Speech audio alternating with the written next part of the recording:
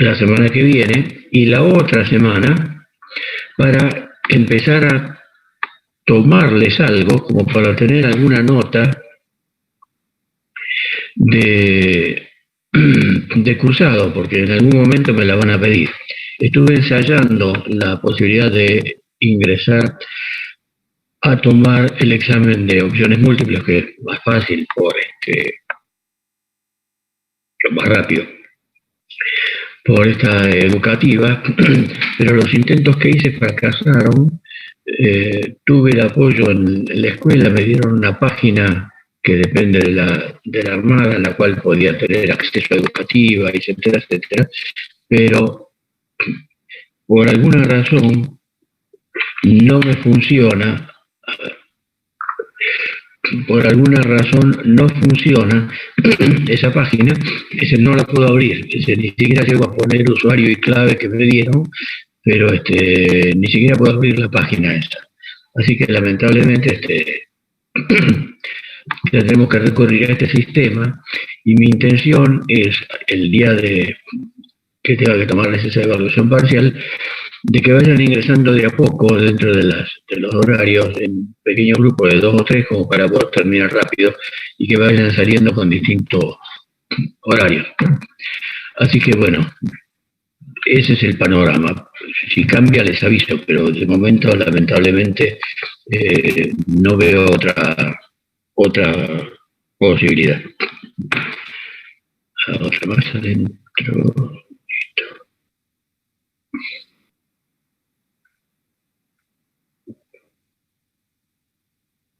Bueno, con respecto al tema de hélices, estuvimos viendo más o menos cómo es que funcionan, cómo es que se producen esas fuerzas en la espalda de las hélices.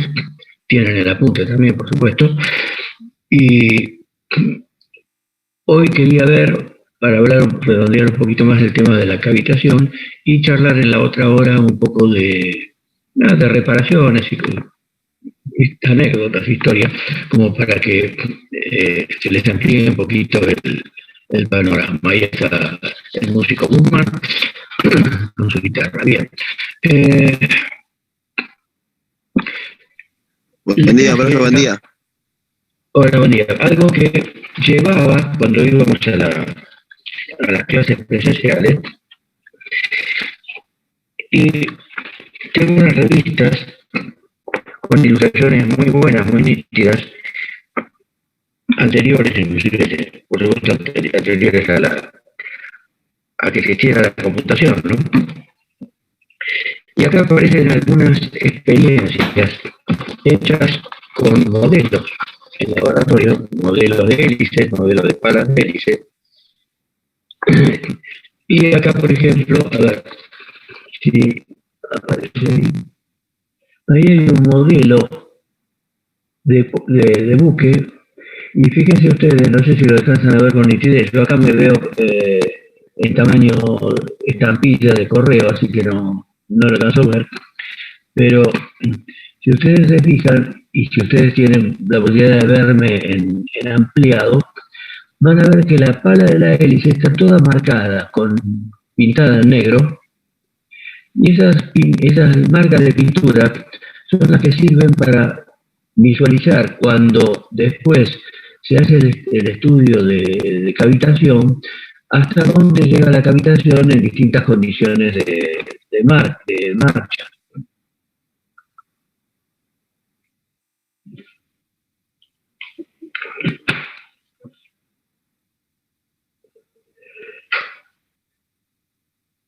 ¿Y cómo se hacen esas experiencias? Se hacen en un túnel con la hélice sola, o en este caso con la hélice, digamos, con cadena y todo.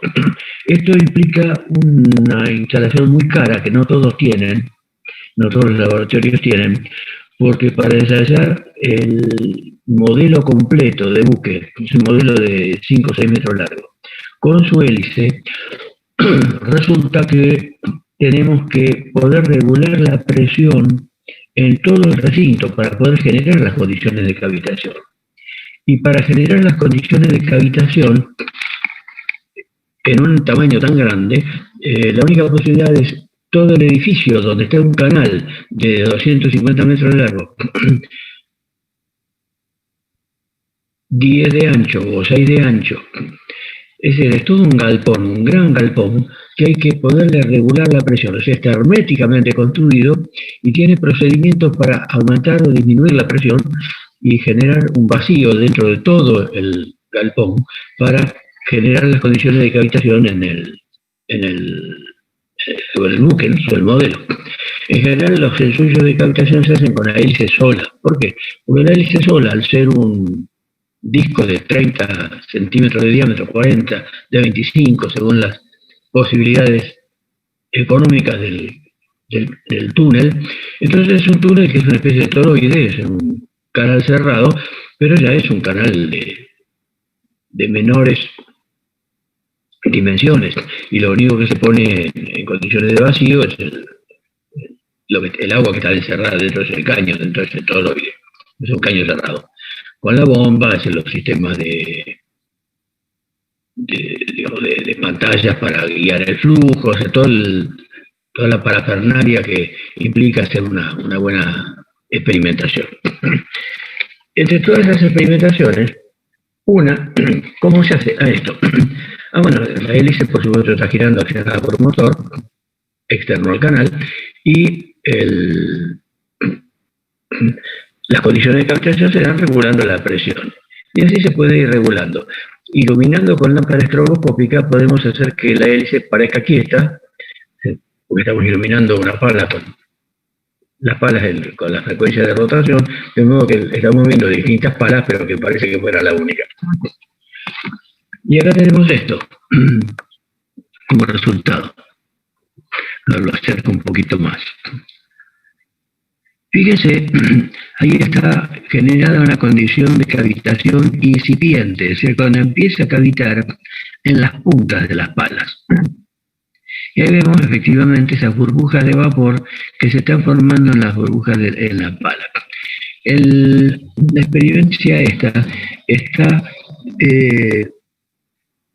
muy interesante, no solo por el hecho de que podemos ver las burbujas de cavitación, y si mal no veo, también hay unas burbujas que están saliendo del cono de la hélice, sino que me permiten comprobar eso que aparecía en la teoría de Rankine, de que la hélice que acelera el agua, la acelera un poco por delante, que aquí no se ve, y un poco por detrás de la hélice. Es decir, hay una variación de velocidad en el chorro de agua que pasa por la hélice, y por reacción es la que produce el empuje. Y esa teoría se corrobora acá con esta experiencia, porque la parte de proa de la hélice, que sería la que está de este lado, a prueba de la hélice, no la podemos ver, pero sí la que está de este otro lado. Porque fíjense ustedes que si una vena de fluido se acelera, por Bernoulli sabemos que, mejor dicho, por la continuidad, si aumenta la velocidad tiene que haber una restricción en la sección, en el tamaño de esa vena, en el diámetro de esa vena, en este caso que es una sección transversal circular. Y fíjense ustedes cómo las burbujas de vapor se van replegando un poquito, se van replegando ahí sobre el eje. Es decir, hay una reducción del diámetro de esa masa de agua que ha pasado por la hélice. Eso es compatible con el principio de continuidad, es la ecuación de conservación de la masa, es absolutamente coherente y compatible con el hecho de que hay mayor velocidad media de flujo. No me refiero a la rotación, sino a esa aceleración en el sentido proa-popa. Así que esta justo está sacada justito para poder determinar eso. La teoría, por supuesto, de Rankine lo que establece es que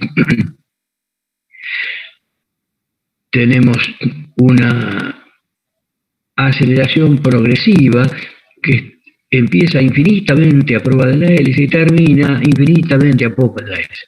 En la práctica ese infinito son 2, 3 o 5 diámetros, según las condiciones. Y así que más o menos lo que estamos viendo acá es que esa reducción de diámetro tiende a disminuir, o sea, tiende a igualarse y a que finalmente las burbujas estén rodeando una superficie cilíndrica, no, digamos, troncocónica. En realidad no es troncocónica, sería un hiperboloide. Acá hay otra foto. Hay gente para entrar, profe. A ver, sí. Gracias por el aviso, no lo veía porque tenía la pantalla trabada. Por el aviso, Karina.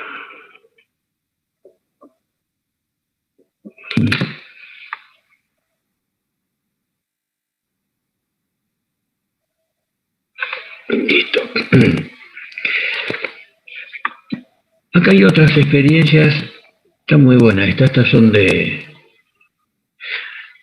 Ishikawajima, un astillero que tiene sus propios laboratorios de Japón. Acá hay una que muestra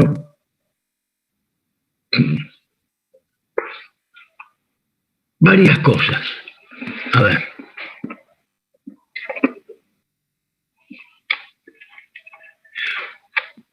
Una condición de cavitación mayor, es decir, un efecto, digamos, de depresión mayor y mayor cavitación. Y acá se ve con bastante nitidez el chorro de burbujas de vapor que surgen en la zona de, digamos, del cono de la hélice, debido a que como el flujo no puede continuar y se separa, esa separación se llena hay un remolino, y ese remolino que genera una depresión determina normalmente condiciones de cavitación. Es decir, que también ahí tenemos otro chorro de burbujas. Y acá se ve otro fenómeno. La depresión que está generando en el campo de agua que rodea, de líquido que rodea la hélice, el funcionamiento mismo de la hélice, puede determinar que succione aire de arriba. Además, se cayó. Ahí está. Que succione aire de arriba. Fíjense este remolinito acá, este cono de succión, ahí arriba estaría la superficie del agua. Es decir, aquí se están mezclando burbujas de aire, que todo este revoltijo que está acá, con las burbujas de vapor, que son estas originales. ¿Debido a qué? Y debido a que el aire acá empieza a succionar. Debido a este efecto, algunos consideran, o algunos por ahí ha escrito, que la cavitación es cuando se forma aire sobre la hélice. No es que se forme aire sobre la hélice. Las condiciones de funcionamiento son tales que aspira aire atmosférico. Lo que se está produciendo acá simplemente es vapor de agua, no es que se formen burbujas de aire. La cavitación no forma burbujas de aire, forma burbujas de vapor del líquido que sea. En este caso es agua. Así que está muy interesante la foto esta porque muestra determinados efectos. Está claro que cuando se hacen estas experiencias, por supuesto los investigadores van tratando de corroborar o mostrar con fines didácticos para enseñanza las distintas situaciones que la teoría va prediciendo.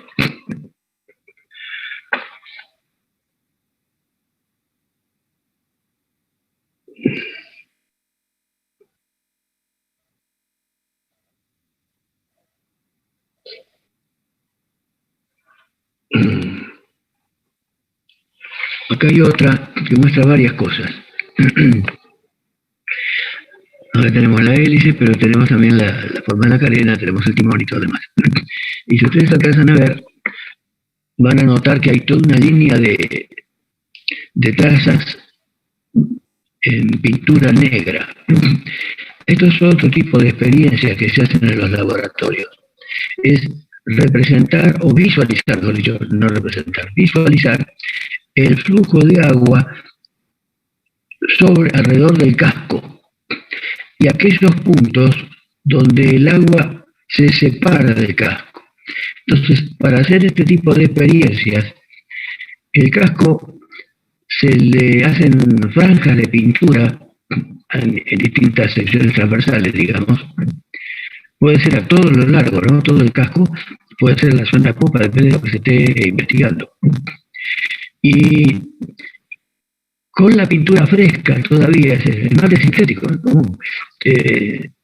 Se pone el modelo en el agua y se lo hace correr. Entonces, como la pintura todavía está fresca, el agua arrastra la pintura y va dejando huellas sobre el casco. Entonces, esa pintura que se fue corriendo alrededor del casco, lógicamente se va corriendo siguiendo líneas de corriente.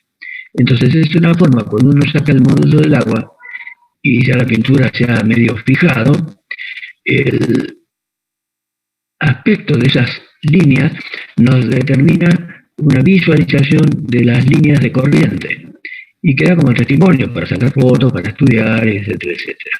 Y ahí se ve si se forman remolinos, si hay zonas de remansos, zonas de separación de flujo, y eso permite también estudiar la forma del casco y ir mejorándolo desde el punto de vista hidrodinámico.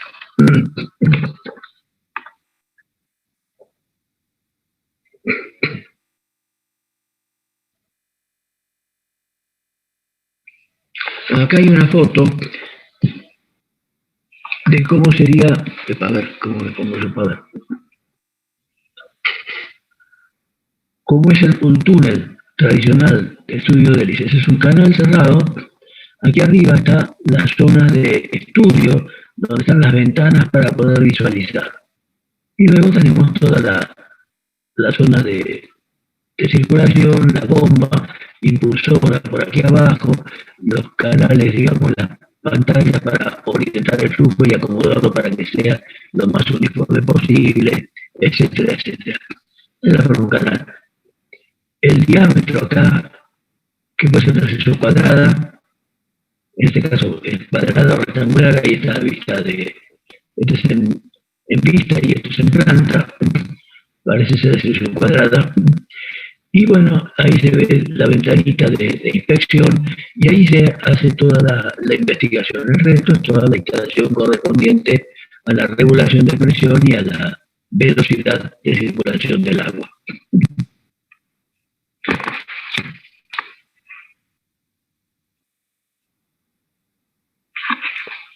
Otra linda. Fíjense. A ver, ¿dónde estamos? Acá está.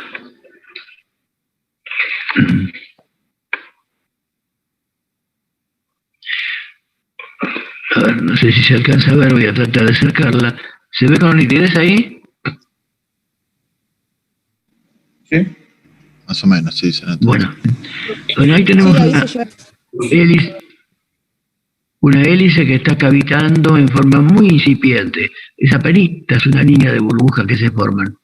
Pero fíjense que el timón aquí está puesto con un cierto ángulo y se observa aquí abajo unas burbujas de vapor que se están formando debido al vórtice extremo de ala.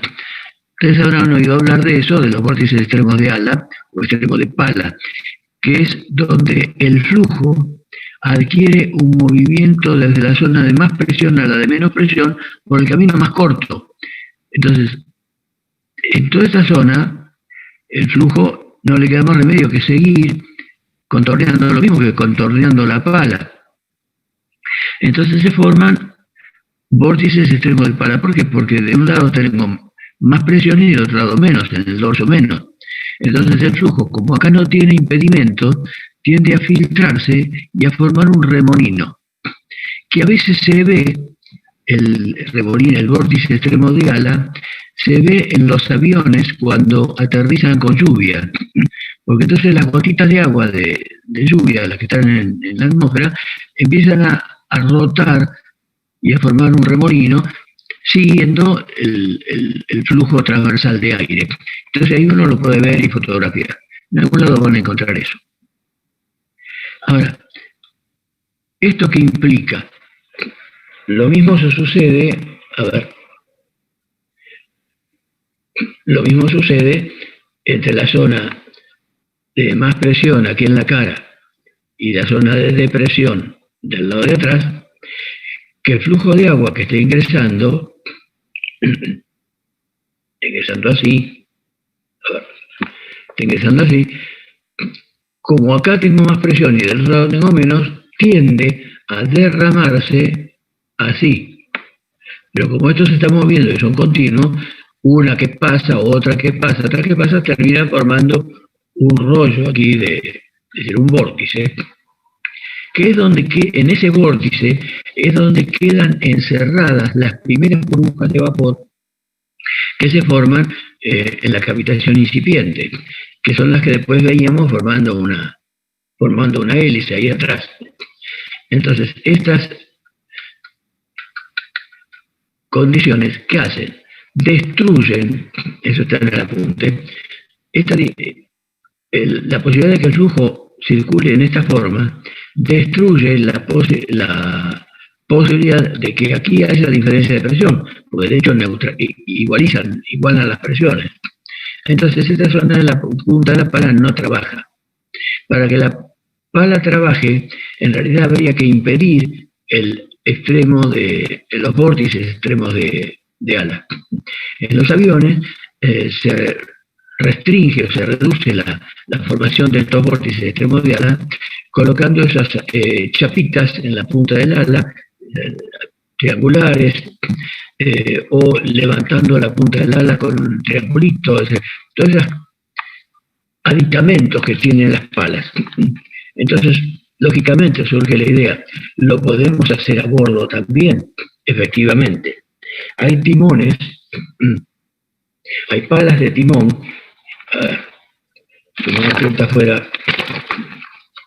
supongamos que esto fuera la pala de timón. Entonces, en la parte de abajo de la pala de timón se le coloca una chapa, acá, abajo. Es decir, esa chapa, más o menos lo mismo que el sombrerete que se pone en los rotores de Flettner, pero en la parte de abajo. Entonces, eso es una patente de un alemán, patente timón, creo que Schlichting, que hace que el timón se comporte en última instancia recuperando para generación de fuerza esta zona inferior. Entonces es como si el timón fuera más largo, si tuviera una relación de aspecto mejor. Y eso aumenta la eficiencia del timón. Y en las hélices, bueno, ya a fines, sin saber nada de todo esto, de vórtices termodiala, a fines del siglo XIX y principios del XX, por ahí, un constructor sueco, Ericsson, hizo una hélice en la cual las palas no terminaban en voladizo, terminaban con un aro. O sea, estaban encerradas en un aro, no una tobera, un aro. Entonces, ese aro que estaba para reforzar las palas y que no estuvieran en voladizo, hubiera podido cumplir también la misión de restringir la formación de los vórtices termodialas. Lo que pasa es que el aro completo tenía mucha resistencia por fricción, había mucha componente de arrastre. Entonces no se notaba un aumento de eficiencia, es más, se notaba una pequeña disminución de la eficiencia, es decir, la hélice era un poco peor. Hay un comentario muy sarcástico en los libros de ingeniería naval, un comentario muy sarcástico de un ingeniero naval inglés muy famoso, que observó que se necesitaba de un buen ingeniero naval o arquitecto naval, como dicen ellos, como era este Ericsson, el sueco, para diseñar una hélice realmente ineficiente. Porque la historia de la experimentación y de los inventos demuestra que las mejores hélices no las hicieron ingenieros, fueron surgiendo por gente que se dedicaba a otra cosa. Una es un pastor protestante, la otra es un artesano, cualquiera. Es decir, que fueron los que tuvieron la concepción de hacer las hélices mejores, cosas de la historia. Bueno, en la década de los 90, por ahí, se retomó la idea de este aro para reducir los vórtices extremos de ala de los vórtices extremos de ala. Entonces, surgió la idea de colocar algo así como el aro original, pero limitado, y no toda la vuelta, no un aro completo, sino un pedacito de aro, solamente sobre la punta de la pala. Algo así como la punta de la ala de los aviones que le ponen la chapita esa triangular. Y de forma tal como el flujo, porque también la idea es aumentar la eficiencia, entonces no aumentar la superficie mojada, porque la superficie mojada que no funcione bien o que no trabaje, que no tenga razón para trabajar, lógicamente no contribuye a las fuerzas de sustentación, pero sí contribuye siempre, inevitablemente, a las de arrastre, que son las negativas. Entonces, ¿cómo se forma el vórtice? El vórtice es desde donde hay más presión a donde hay menos presión. Entonces, el techito lo hicieron, pero no, digamos, a caballito, no a caballito toda la pala, sino solamente del lado de la cara. O sea, lo que vemos de popa. Ese funciona muy bien en avante. Si ando, es lo mismo que en hélice común, en última instancia, o casi. Pero la idea era restringir con el mínimo aumento de superficie los vórtices lo más posible. Entonces está del lado de la cara. Como si la pala le pegáramos así una curvada, ¡tac!, y lo volcamos sobre el lado de la cara. Esa patente la hicieron los españoles. Y realmente resultó muy eficiente, y la misma hélice que normalmente estaría con una eficiencia, por ejemplo, del 65 o 68%, con este techito, siendo el resto de la hélice igual, la eficiencia alcanza el 75 o 76%. Es que se notó un aumento muy interesante de eficiencia a costa de restringir la formación de vórtices extremos de pala. La tobera no surgió para esto. Entre otras cosas, un comentario que se me pasó. En la foto esa que les mostré, como el agua, como la hélice succionaba aire,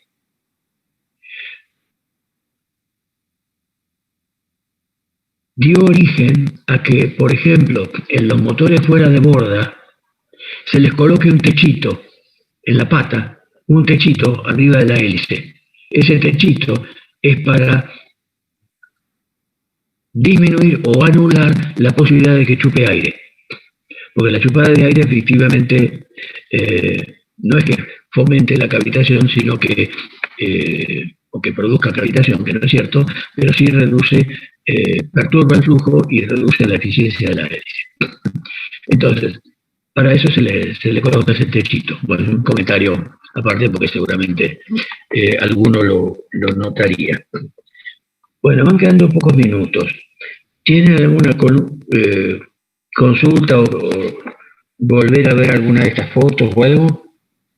Profe, ese remolino que usted dice de cavitación se produce a las 12 y a las 6 no se produce porque hay más presión abajo, o no tiene nada que ver eso. Efectivamente, En las zonas donde la pala está más sumergida, tenemos un diámetro más de presión atmosférica, de presión hidrostática, perdón. Y eso hace que cuando la cavitación es incipiente, se note arriba, pero no se note abajo. Y cuando se nota en toda la vuelta, siempre las burbujas de abajo, o sea, la formación de vapor de abajo va a ser menor que la formación de vapor arriba. Eso sí, está claro, se va a dar. Acá hay una foto que lo demuestra. Esta es de un laboratorio sueco. Estoy formando una foto de, a ver, una cabeza de torpedo. Fíjense, algo parecido estaba en lo que les mostré los otros días, pero de cualquier manera era muy pobre la calidad de la imagen, que era una foto bajada de internet. Esta se nota con absoluta nitidez como acá arriba se forma más burbujas de vapor que acá abajo. Llevaron la experimentación muy ajustadita a las condiciones, de modo que se vea perfectamente cómo se forma la burbuja de vapor aquí donde termina la zona semiesférica, y cómo acá tengo menos que acá, y cómo la variación es lineal, o prácticamente lineal, lo que está corroborando la ley de las presiones hidrostáticas. Acá la presión aumentó linealmente y disminuyó linealmente la formación de burbujas de vapor. Muy interesante la foto. Acá hay otra de un caso de la pericia. Entonces, acá tenemos una pala con la punta deteriorada por cavitación. Si ustedes ven, van a ver que están las huellas de las picaduras, todo por ahí, es una superficie rugosa. Y ya le falta un pedazo, ya se ha ido deteriorando. ¿Y cómo justificar que esto es por cavitación? Bien, esta es la experiencia de laboratorio, analizan las condiciones de funcionamiento y fíjense dónde se acumula ahí la zona de burbuja de vapor.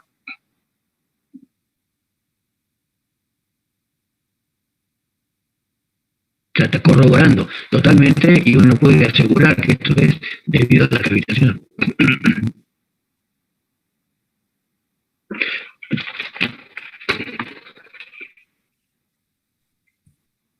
Profe, Sí, y por ejemplo, si tenemos buques como por ejemplo un remolcador que no sé si vio que las hélices están como introducidas en un cilindro o en una tobera, ¿se generan estos sí. efectos en las puntas de las hélices?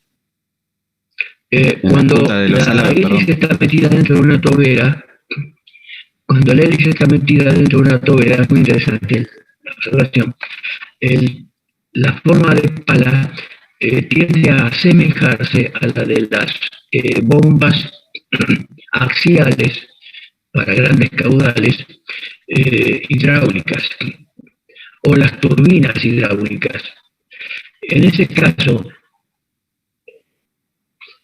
la punta de la pala no termina así, sino que termina así, es decir, es como que la hélice terminara en este diámetro, así. O sea, termina no en punta, sino que la cuerda máxima está en la punta. O sea, es como si fuera una pala trapeciada. Es la mayor cuerda se da en el radio máximo. Esa forma de pala asegura la máxima eficiencia y se confía, aunque no es total, en que la rendija que queda entre la punta de la pala y el anillo de la tobera que la rodea sea suficientemente chico como para que dificulte la formación de estos vórtices extremos de pala. En parte se logra, pero no podemos evitar la cavitación.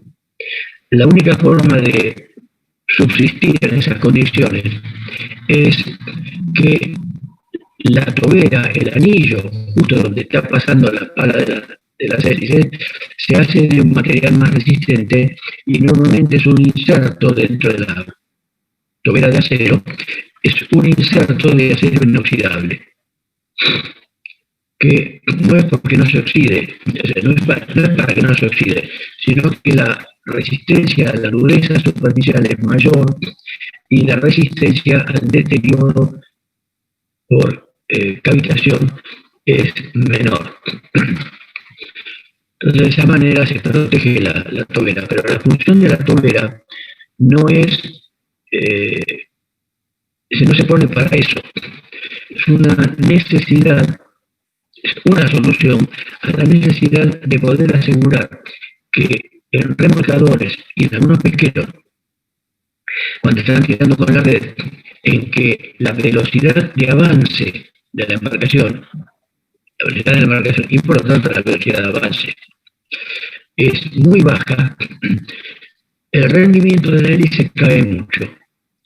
Entonces, se ideó la idea de hacer una tobera para que acelere el agua cuando la embarcación se mueve a muy bajas velocidades, para asegurar una combinación entre la componente de velocidad tangencial por la rotación y la de avance, ángulos de ataque adecuados para generar buen empuje y que no haya zonas de la pala que entran en pérdida. La idea de la tobera es diferente. Ahora voy a buscar en el intervalo voy a buscar alguna foto de tobera que esté aquí en los ensayos y les muestro que bueno, queda un minuto nomás, menos de un minuto. Así que suspendemos ahora y seguimos dentro de 10. O sea, son menos 20, a las menos 10 y arrancamos.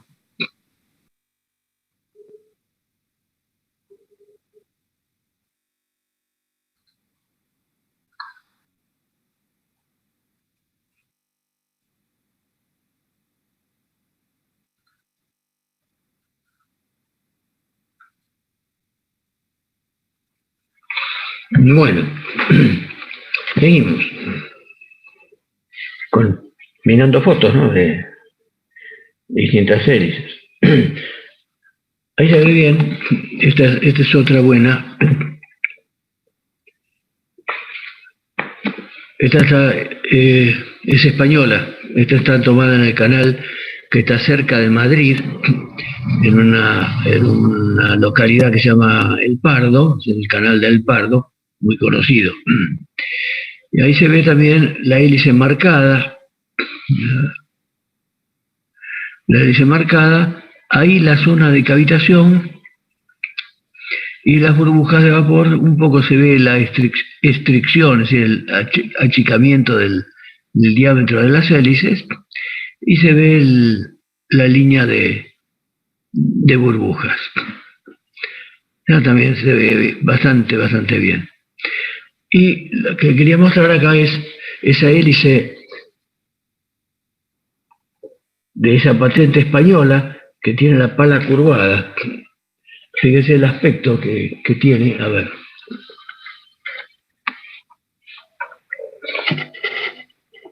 Ahí se alcanza a ver, es un modelo de estas hélices. La patente es TB corta F. La patente TB corta F es libre de vórtices extremo de pala en inglés, Tip Vortex Free. Y ahí se ve la curvatura, ese techito que tiene cada una de las palas hacia la zona de la cara, ¿no? O sea, esos techitos estarían del lado de popa, una vez ubicada la hélice en el buque. Hay gente afuera. Profe, hay gente en sala de espera. Oh, sí, unos cuantos, sí. A ver.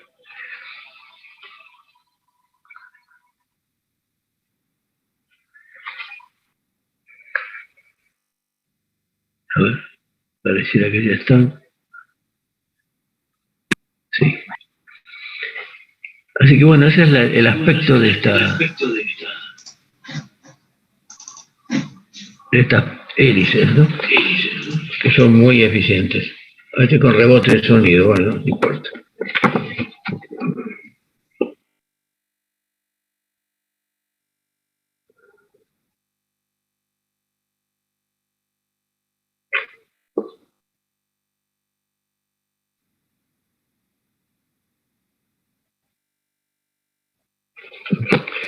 Bueno, a ver, otras.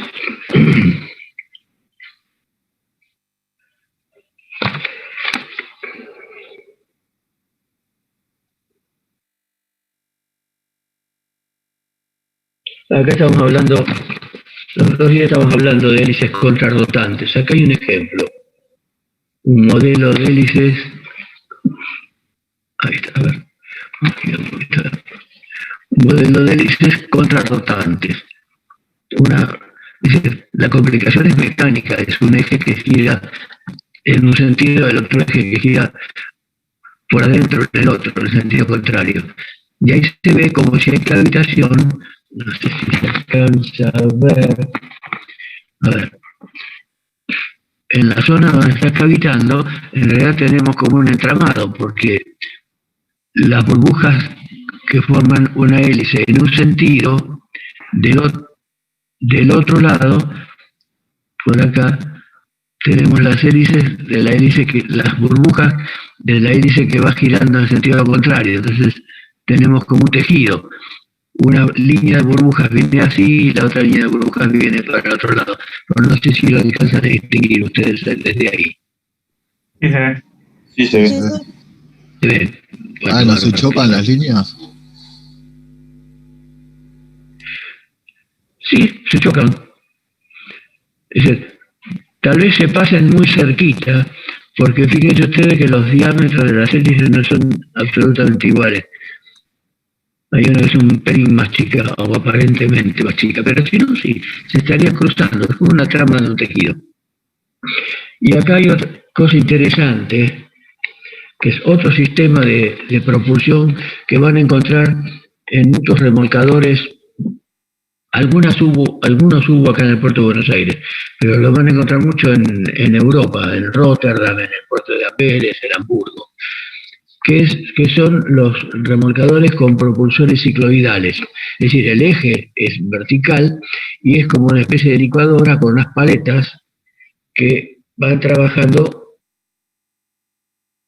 en esta forma en el agua. Es decir, a medida que dan vuelta, también un sistema de palancas le da un movimiento de modo tal que la pala va haciendo oscilaciones y va cambiando la inclinación y de esa forma trabaja. Y también está expuesta a cavitación, ahí se ve. A ver.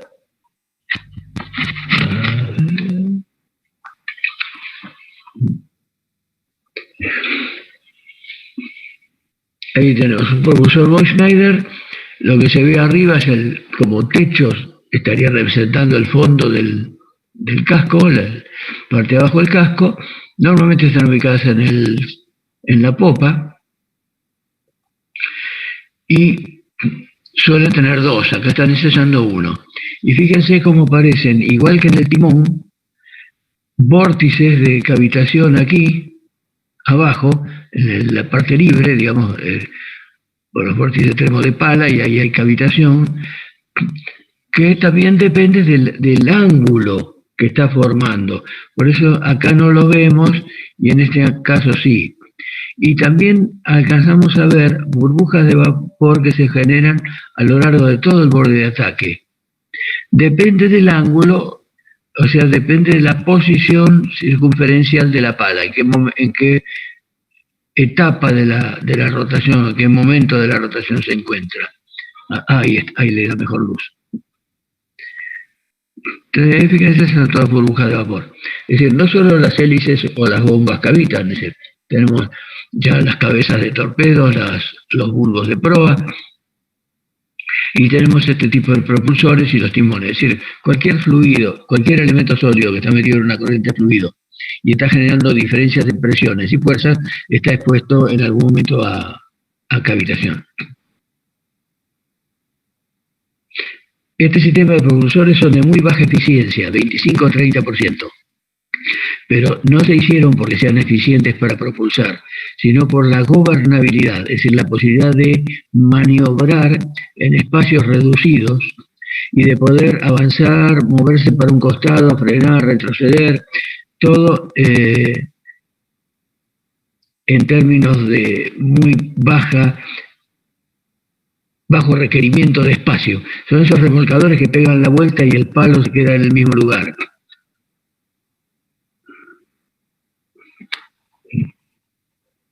Otro más que se descubre. Recording in progress.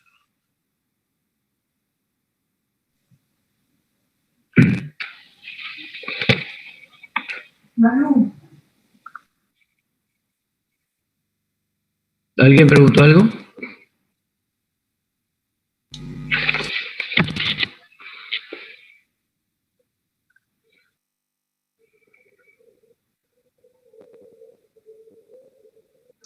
Profe, Ahí hay fíjese una que puso tobera. a grabar la reunión sin querer. ¿Perdón? Que puso a grabar la reunión sin querer. No pasa nada con que la graben. No me preocupa. No, usted la puso a grabar sin querer. Ah, ni idea. Recording stopped. Ahí está. Ah, ni idea de lo que estaba haciendo. No, ustedes si quieren graben, no hay problema. Bueno, ahí tenemos un modelo que habré tocado para que se ponga a grabar, qué sé yo. Bueno, ahí hay un modelito en el cual tenemos la hélice ya metida dentro de una tobera. Como les decía, esta tobera, como toda tobera, la función que tiene es acelerar el flujo que pasa a través de ello. Entonces, cuando el buque se mueve a muy baja velocidad, no tenemos componente de velocidad de avance para ese triangulito de velocidades que determinaba la velocidad relativa. Entonces, para dar un cierto valor mínimo de velocidad de avance, es que cumple estas funciones esta tobera. Una hélice diseñada así, para trabajar en una tobera, es, digamos, más eficiente en esa condición, pero es menos eficiente en otras. Es decir, si diseño la hélice con la tobera para que sea óptima, por ejemplo, a 3 nudos o 4 nudos, que sería la velocidad de remolque o la velocidad de arrastre de la red, cuando va en navegación libre, es decir, a 12 nudos, la hélice termina siendo menos eficiente de lo que sería con si estuviera libre. Pero bueno, uno tiene que priorizar en el diseño alguna de esas condiciones. La forma, digamos, de optimizar una hélice para distintas condiciones es mecánicamente más complicada, que son las hélices de paso controlable, no de paso variable. Es decir, es una mala traducción o una mala interpretación, porque paso variable, todas las hélices lo tienen. Estas de palas fijas, el paso es función del radio, o sea, tenemos un cierto paso en la zona central, otro paso reducido en la punta para que cavite menos, y otro paso reducido aquí cerca de la raíz por razones estructurales, es decir, que toda pala tiene paso variable. En realidad lo que hay que decir mejor es paso controlable, porque uno tiene control del paso de la pala, porque uno regula la inclinación. Los hay de tipo mecánico, que hicieron los japoneses, una patente Kamome, con K las 2 veces, Kamome, que en realidad es gaviota, de la traducción es gaviota, y que se hicieron para pesqueritos, es decir, para bajas potencias, 600, 800, 1000, 1200 caballos. Para potencias mayores, normalmente el sistema prevé que el paso sea regulado en forma hidráulica, es decir, es un sistema hidráulico que mueve un pistón que va por adentro o bien que va por adentro del eje hasta el núcleo de la hélice, y el núcleo de la hélice, por supuesto, tiene que albergar un mecanismo de palancas que son los que, en función de la posición del pistón, en sentido longitudinal, proa popa, gira las palas hacia un lado o hacia el otro. Es una palanca con una excéntrica. Entonces, cuando se mueve para un lado, arrastra la pala y la gira hacia un lado, y si no, la gira para el otro.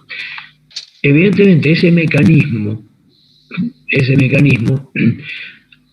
ocupa lugar. Por lo tanto, el núcleo de la hélice de palas controlables es más grande para el mismo diámetro total que el de una hélice convencional.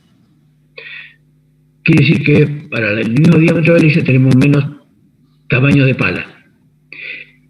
¿Y eso en qué se traduce? En un poquito menos de eficiencia. Es decir, una hélice de palas controlable es un poco menos eficiente que una hélice de palas fijas.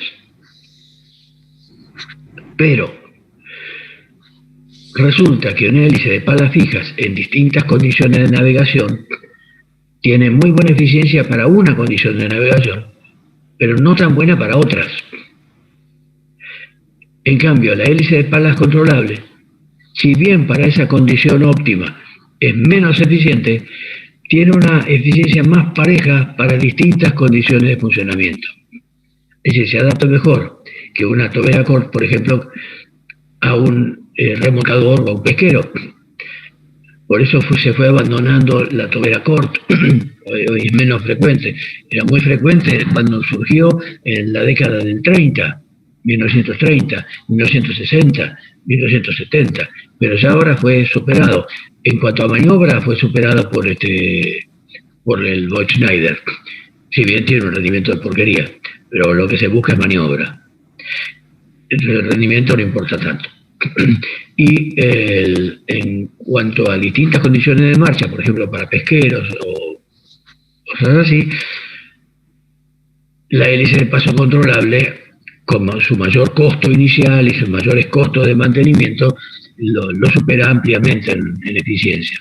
Entonces, hoy en día lo que vamos a demostrar casi siempre son hélices de paso controlable. Antes de mostrarle una de esas y terminar el tema de cavitación, les muestro unos dibujos que tomé yo cuando hicimos las pruebas en la corbeta MECO 140, en la primera, en Puerto Madryn, a través de esas ventanitas de casco. Entonces ahí se veía, me tomé el trabajo de los dibujos, disculpen, son dibujos hechos así, pero ahí se ve, la pala estaba marcada, no sé si se alcanza a ver, porque son dibujos hechos a lápiz, así que no sé si se alcanza a ver con nitidez. Como en la forma de la pala empiezan a aparecer del lado del dorso pequeñas hileras de burbujas de vapor. Y se veía también el chorrito de burbujas de vapor en la zona del núcleo de la hélice. Acá he hecho otro dibujo, creo que es un poquito más claro. Claro, las tomé yo en distintas ventanitas que había arriba del casco. Ahí se ve mejor el chorro de burbujas. En las fotografías del laboratorio, por supuesto, se ven con mucha más nitidez, pero de cualquier manera, en la vida real, digamos, lo pudimos comprobar. La pala vista de popa tiene esta forma y se habían marcado todos los radios en una serie de líneas. Entonces eso permitía ver el avance de la cavitación en los distintos regímenes de marcha, desde las 480 hasta las 520 revoluciones. A menos de 400 vueltas no cavitaba. Pero con la máxima potencia, sí, evidentemente teníamos un problema de cavitación. A esto se le sumaba el hecho, fíjese, es una corbeta, un destructor, tienen un fondo plano medio como el de las lanchas de planeo, con las dos hélices. Y el día que hicimos, o la noche, mejor dicho, que hicimos esta experiencia, había un poco de viento. Entonces, cuando la corbeta rolaba, en algún momento el costado, la cantonera, la unión del fondo con el costado, llegaba cerca de la superficie.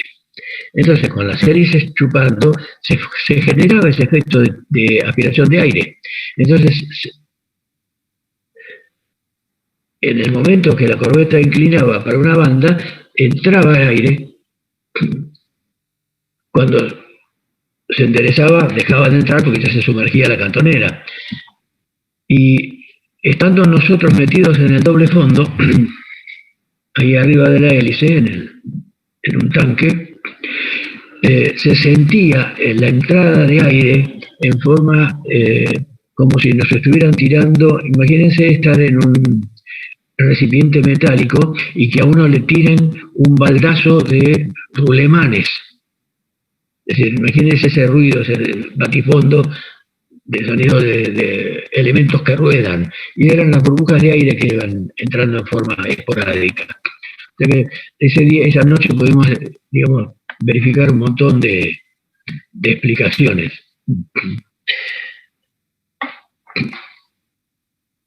Bueno, ¿con qué seguiríamos? Y con la hélice de paso controlable. A ver, acá tenemos una hélice y se ve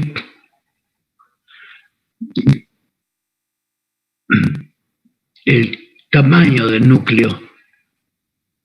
Aquello que se ve ahí es el cono, todo atornillado. Y ahí se ve el anclaje de la... No, ahí.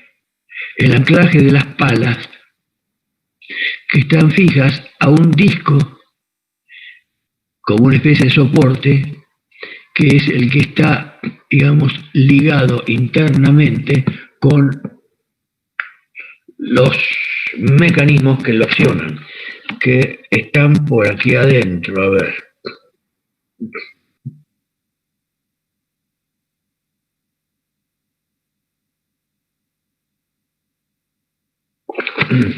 Ahora hay varias fotos. Vamos a empezar por esta.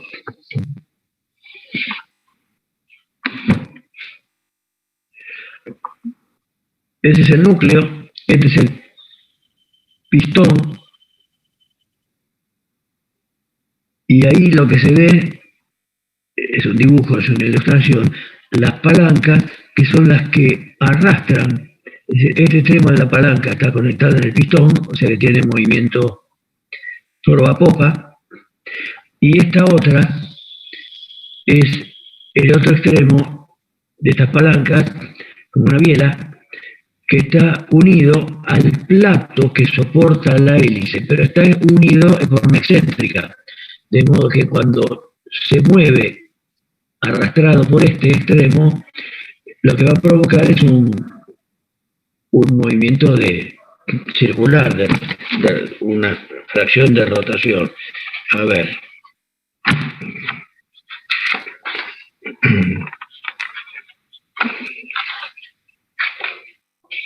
A ver.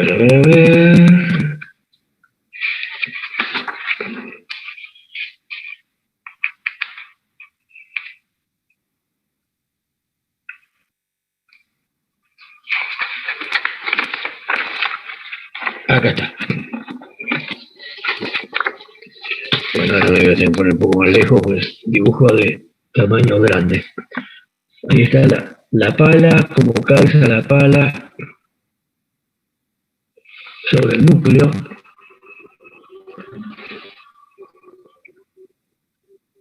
Y aquí se alcanza a ver el sistema que mueve el pistón, que sería este.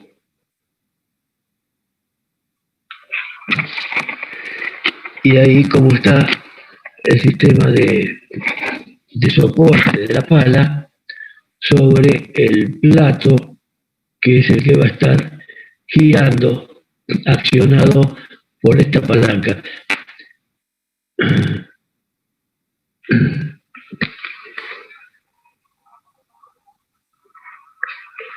Todo esto Bueno, eso es bastante complejo, pero bueno, ahí está. En realidad, en la otra punta, dentro del buque, lo que tenemos es el sistema hidráulico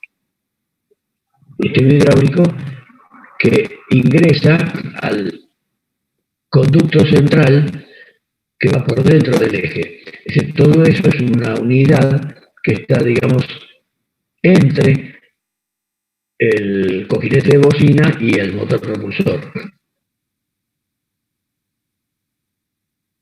Ahí tienen. Supongo que si ustedes ingresan en internet deben poder obtener esto, no con la nitidez que tienen esa foto, ¿no? Tienen una calidad muy buena desde el punto de vista de impresión, pero tienen dos formas. Una de las hélices, una de las fabricantes de hélices, además del japonés Kamewa, además del Kamome, tienen otro que es sueco, que es Kamewa, con W, Kamewa. Es otro fabricante. Y este último, que es británico, por lo menos lo hacen en Inglaterra, que es, a ver si lo alcanzan a ver, Acer Wiz.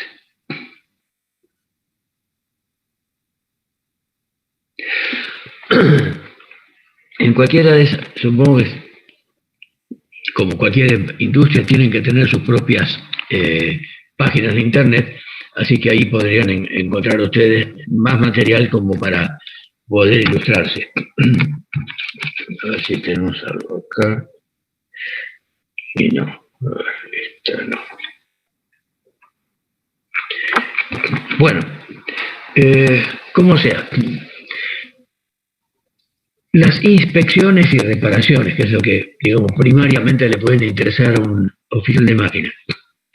Porque el oficial de máquina, el jefe de máquinas en realidad, es el responsable ante el armador y ante el capitán del buque, por supuesto, del estado y la conservación del exterior del casco, de todo el casco, y en particular de la hélice. Es decir, cuando un buque entra a dique, es el jefe de máquinas, a veces baja, y si no, manda a alguno de los ayudantes, al segundo oficial o al tercer oficial, para hacer la inspección de casco y de la hélice. Después que la gente de dique, el personal de dique de maniobras, ha hecho la limpieza del casco, ¿no?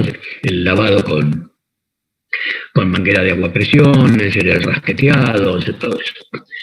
¿Por qué? Porque si no, la cantidad de bichos que hay no permite. De cualquier manera, es conveniente que baje, porque el estado de conservación del casco, también es responsabilidad del jefe de máquinas, en última instancia, aún con todos los bichos y los caracolitos puestos. Me pasó una vez en Puerto de Grano de bajar al dique con un petrolero de YPF que habíamos carenado en Puerto de Grano. Bueno, yo no estaba de jefe en ese momento, o sea, 2 años antes. Y a los 2 años cumplió el periodo de inspección y volvió a entrar a dique. La cantidad de balanos, son esos dientes de perro, esa especie de volcancitos que se le pegan al casco, y de algas que tenía, era impresionante. Es más, algunos de los más grandes, que tenían casi 4 centímetros de altura, 2 dedos, crecen rápido los bichitos esos, se lo sacamos, lo cortamos, se lo lavó con agua para sacarle todo el bicho de adentro, todo se lo hirvió con lavandina, y después, brillante, blanco, se lo pusimos pegado en una maderita y se lo regalamos al jefe en máquina de recuerdo. ¿Qué pasó? ¿Por qué había estado tan así? YPF, con un criterio económico estatal, más o menos como ahora con las vacunas que no quisieron comprar porque salía mucha plata, decidió no poner la pintura antiincrustante porque costaba caro, había que pagarla. Entonces, no le pusieron pintura antiincrustante al buque. En 2 años juntó toda esa porquería en el casco. Y recuerdo el comentario del jefe de máquina, que fue, con razón, no dábamos más de 16 en lugar de 18 nudos, después de 1 año, y estuvimos todo 1 año navegando a plena potencia, pero con menos velocidad. Era por esto. Gastaron en combustible mucho más de lo que hubieran gastado con la pintura antiincrustante. Máxime teniendo en cuenta que el combustible era pulsanero, porque el buque de Pepe, el proveedor era de ellos mismos. Es decir, son estas malas decisiones que se toman, pero por lo menos sirve para demostrar que si no se protege el casco, las condiciones son feas. La hélice también estaba con incrustaciones de menor tamaño porque el movimiento de la hélice no permite tanta fijación y no permite tanto crecimiento. La hélice estaba cubierta con una capa finita de 4 o 5 milímetros, pero de cualquier manera son un freno y aumenta mucho la rugosidad de la pala y por lo tanto aumenta el consumo de combustible y disminuye el rendimiento, porque aumenta el arrastre sin que aumente la sustentación. ¿Qué reparaciones hacíamos de las hélices?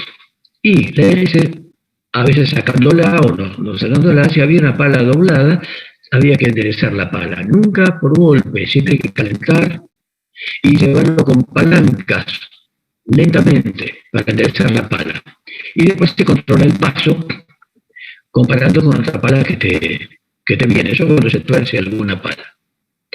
Eso lo he visto hacer en embarcaciones menores, lanchas de 20-25 metros de hora, hélices chicas de 40 centímetros, en que le dan golpes, martillazos para enderezarla. Y como son de poco peso, ahora está en frío. Eso es una salvajada, porque va debilitando el material y va generando microfisuras que con el tiempo, no en ese momento, cuando la pongan a andar, pero con el tiempo genera una rotura mayor de pala.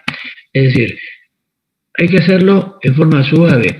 Cuando se dan golpes, tiene que ser con masa de plomo.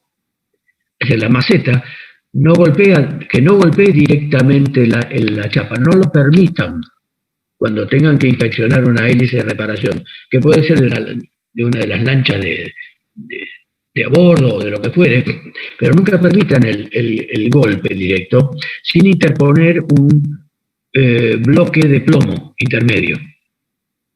O bien que lo hagan por medios hidráulicos o por medio de palancas, si es manual, pero siempre en forma suave, es decir, evitando el golpe directo, porque la maceta de hierro, pegándole al bronce, lo marca.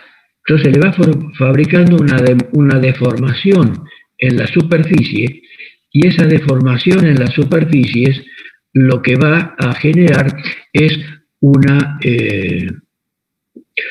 pérdida de eficiencia de la hélice. Lo mejor calentando y por medios hidráulicos. ¿Cómo se controla el paso después? Con el plano de la hélice, porque si son todas las palas que hay que tocar, no tenemos ninguna pala de referencia. Si es solamente una pala o dos, bueno, se toma una de las palas que están bien y se toman, poniendo la hélice en un plato, se toman distintas alturas a distintas posiciones, distintos radios, o distintas posiciones a lo largo de la cuerda, distintas posiciones. Entonces se van marcando esto con respecto a un plano de referencia. Y eso mismo se toma una plantilla y después eso se traslada a la pala que estamos trabajando. Y eso sirve de control de hasta dónde tenemos que torcer o destorcer la pala. Es un proceso medio largo, pero suele dar muy buenos resultados. Después de eso, corresponde hacer un balanceo estático. Es decir, se coloca la hélice como si fuera en un torno entre puntas, pero libre, suelta. Entonces se la pone en una posición y como descontamos que acá tenemos rodamientos y hay muy poca resistencia, la hélice sola va a girar y va a quedar con su centro de gravedad debajo del eje de suspensión.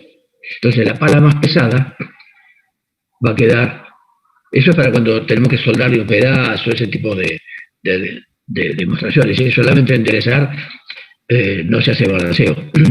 Pero si hay que reponer material o soldar o reponer con aporte de material de soldadura, entonces sí, ahí sí se hace el balanceo. Y el balanceo entonces es que la hélice va a caer. Entonces, la que está más baja es a la que hay que sacarle material. Con mucho cuidado y siguiendo una plantilla de forma, se le va sacando con piedra un poquito de material. Se la gira, se la deja suelta y nuevamente la pala más pesada, esa u otra va a caer.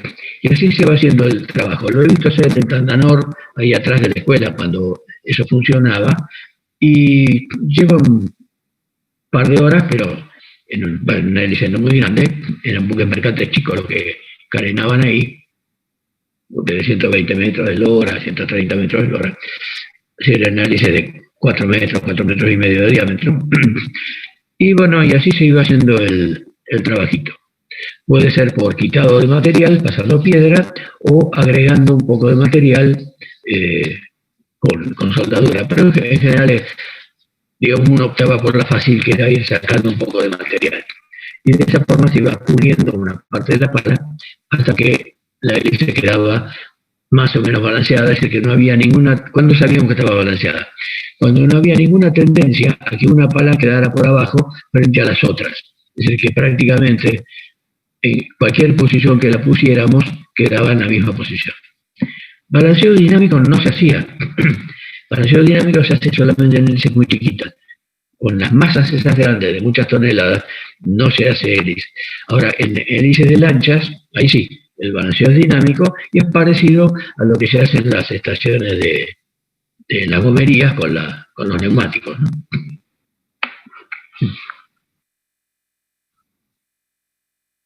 Consulta, o preguntas, inquietudes.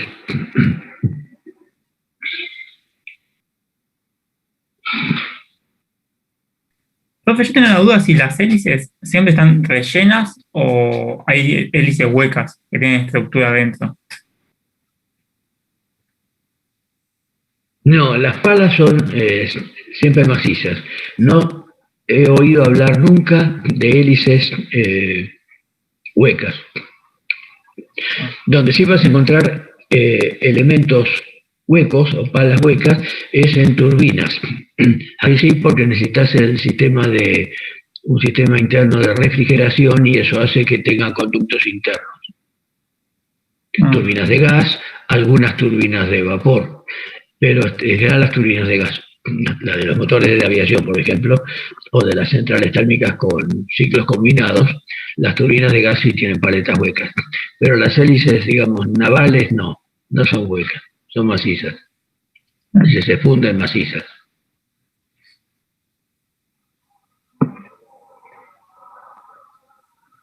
Profe, después esas hélices que dijo usted, las TBF, si no me confundo. Sí, perfecto.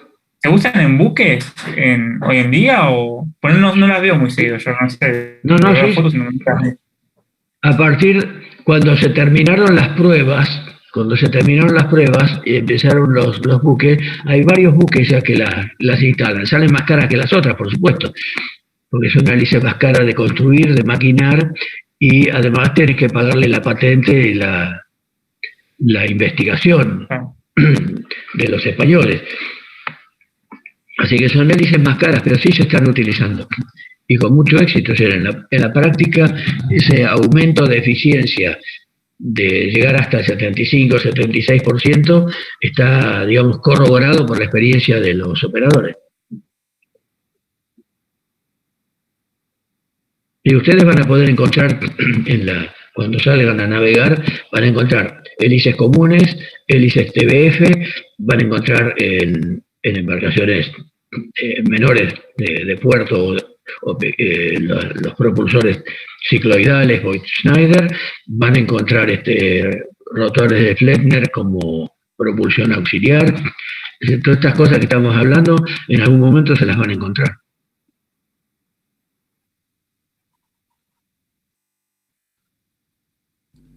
Bueno, menos de un minuto.